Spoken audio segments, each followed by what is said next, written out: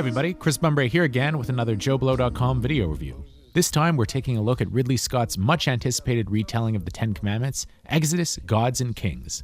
A gritty 21st century take on the tale, Exodus is clearly meant to be more Gladiator than Cecil B. DeMille, and to that extent until at least an hour into the movie, there's very little mention of anything religious, with this more of a straightforward adventure flick, giving Christian Bale as Moses a chance to shine in a setting that seems to suit him. The basic story beats seem to have been plucked more from DeMille's Ten Commandments than the Old Testament, with much of the drama revolving around Pharaoh's son Ramses, as played by Aussie Joel Edgerton, who's jealous of his adopted brother Moses, who has the Pharaoh's favor. John Turturro has a small part as the sick Pharaoh, while Sigourney Weaver barely registers in a blink and you'll miss it part as his wife. It's likely that much of her part was left on the cutting room floor, as it seems odd Weaver would sign on to such a thankless part.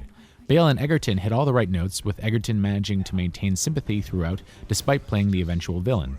As for Bale, he makes for the most conflicted Moses in screen history, bringing a contemporary edge to the part that's a far cry from Charlton Heston. Probably the most entertaining guy in the movie is Ben Mendelsohn, who chews scenery as a villainous, ultra-fey Egyptian magistrate. Of everyone in the film, he's the one who seems like he's having the most fun. Up until Moses' eventual exile from Egypt, Exodus is a good, if unexceptional, historical drama.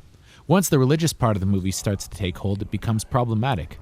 While not as daring or unconventional as Noah, Hollywood still seems to be struggling with how to tell a religious tale on film, in that they're trying to appeal to both believers and non-believers. God here is presented as an angry child, and the result is, I'm sorry to say, unintentionally funny. More than once, the friend I saw this with turned to me and said, "Man, that God kid is a dick." Once the biblical plagues happen, the movie starts to show a little flair, with Scott clearly having a ball and stretching the confines of his PG-13 rating, with scenes showing crocodiles eating Egyptians and turning the Nile red with blood. Funny, I don't remember that from religious class in school. Eventually, all the standard biblical things happen, although Scott maybe tries a little too hard to give reasonable explanations for as to how things like the parting of the Red Sea happen.